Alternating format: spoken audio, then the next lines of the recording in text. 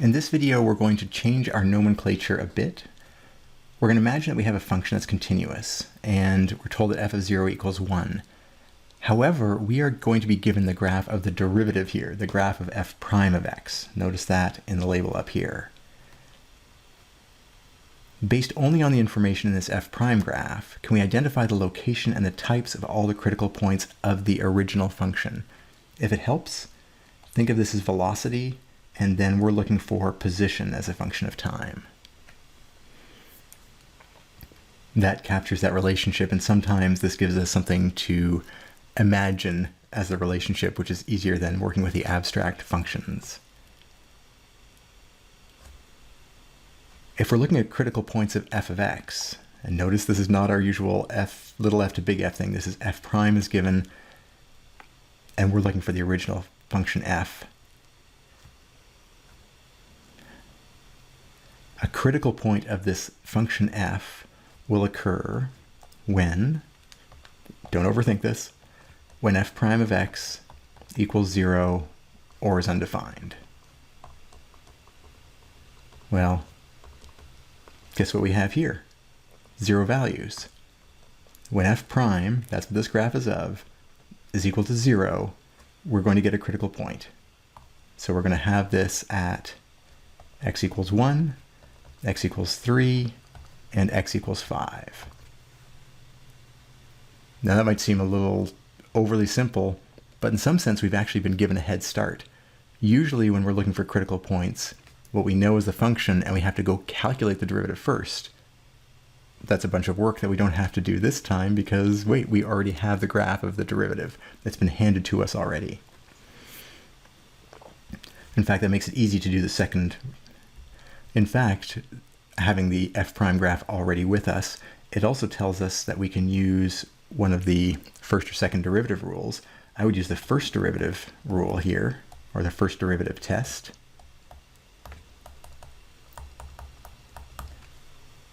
Because we actually have information about the first derivative. What we see there is we have negative values for the first derivative, and then a 0 value, and then positive values afterwards. So if we were to sketch our function, which is the antiderivative, let's make no mistake, we are doing an integral or an antiderivative to get back here because this is f prime and an integral undoes the derivative. Then if we were to sketch f of x, move this a bit to the side so we can line things up. At this point, we know the slope is 0. To the left of that, the slopes are negative. And then to the right of that, the slopes, the values of the derivative are positive. And so this would be a local minimum. By similar argument, if we line up at x equals 3, so this is x equals 1, at x equals 3, this value here says f prime is 0, so we have a 0 slope tangent line. On this case, though, we have positive slopes as we lead up to that, and then we have negative slopes because we have negative f prime values after that, and so we're going to have a local max. Last but not least, we see a repetition of the first pattern at x equals 5.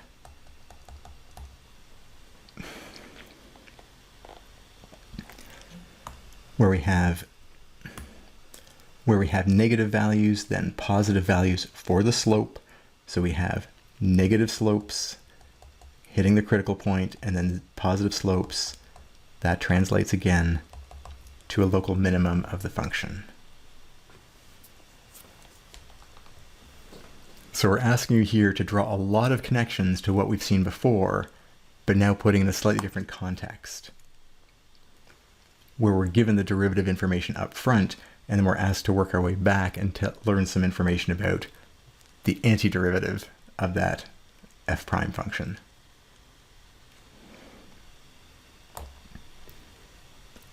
Let's take it one step further, going back to our values for the derivative, getting back to the original function, remembering that we are in exactly the same context as we've seen recently. except now instead of calling this capital F and little f, now it's f prime, and the original f itself is the same relationship. Nothing has changed. It's something which is a derivative of the one we're trying to draw. Same idea, if we have that relationship, is that values on this graph translate to slopes, and areas or integral values on some interval are going to translate into here changes in little f of x. So we're told to start our graph at 1, at little f at 0 is equal to 1. We know we have negative values here, and so we should see negative slopes on that interval until we get to the critical point, which will be flat. But where does that critical point happen? Well, let's bring in the area calculations. This area, actually this integral again, because it's below the axis, it's safer to call it the integral. It's going to be a negative quantity because it's below the axis, and it is a 1 by 2 triangle, apologies, and that will give us a value of -1. So here we should have a slope of -2, so it goes down pretty sharply to start with, sketching the graph.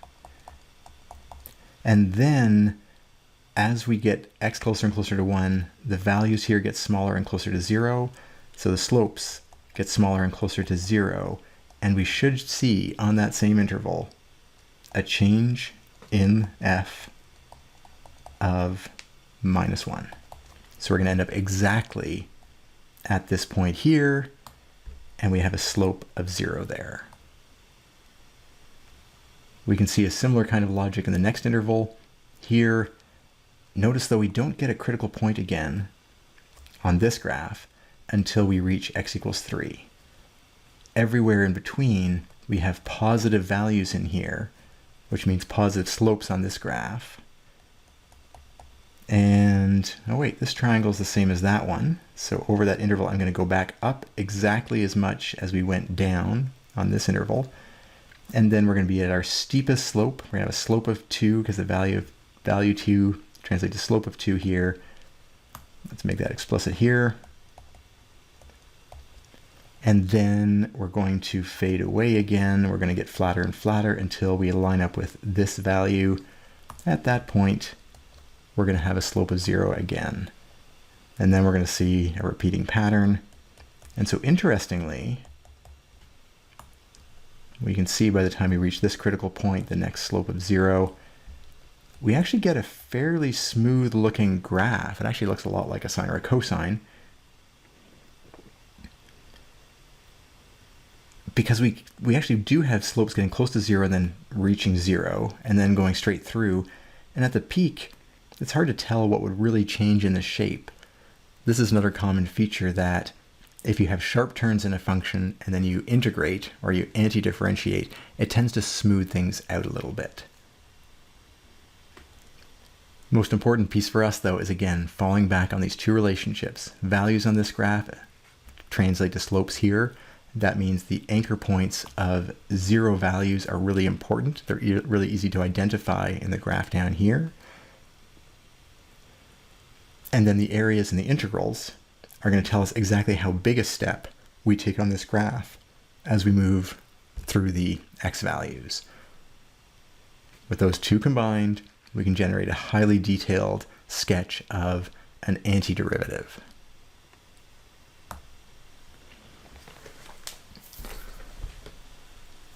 Let's give you a moment to practice with this yourselves. Take a look at the graph here. This is now a regular f of x, and what we're drawing down here are possible versions of our capital F of x. So again, we are integrating, or we could ask which of these graphs, when differentiated, would give us back the graph up top. Take a look at that for a moment, pause the video, and then we'll check in with an answer. All right. What we see here is two important points. These 0 values are where we expect to see 0 slopes on the graphs down here. So we can do a quick check. At x equals 1, we do see a 0 slope here, At x equals 1, we see a 0 slope. This one, we do not see a horizontal line there. So C is off the table. We might still have D as an option, though. Looking at the last point, at 5, we have a 0 slope. We have a 0 slope. Here we don't, but we already ruled it out. All right, so the x equals 5 point doesn't help us too much. Scanning across, what else can we look at? Well, it looks like we have decreasing and increasing. It seems to be about what happens between 4 and 5. That seems to be a big discriminant between these two things. Let's take a look at this interval then, 4 to 5. Notice all the values here are negative. They're all below the axis. And that means on 4 to 5, we should have a decreasing function or negative slopes, because values on this graph translate to slopes on the graph below.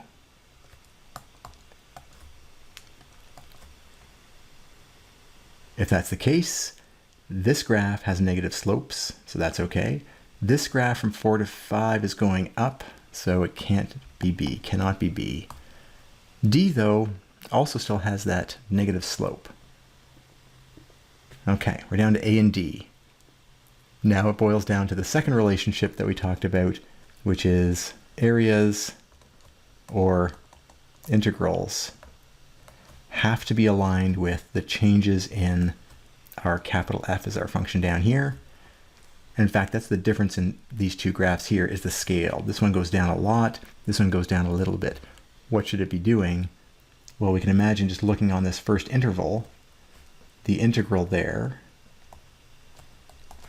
can be computed because it's the triangle with height -1, or just call it a negative integral, with a half base times height. The base is 1, the height is 1, so we end up with -1/2. So what we see here, though, is a change in f of -1 on that first interval. This graph, by contrast, has a change in f of -1/2. That is what we're looking for. We can confirm on some other intervals. Even the interval here at the end, we should drop by another 1/2. This graph drops by 1 again, that's too big. This graph drops by 1/2. That matches perfectly with the areas and the integral values on this function. So once again, just using those two relationships to be able to construct the graph of the antiderivative.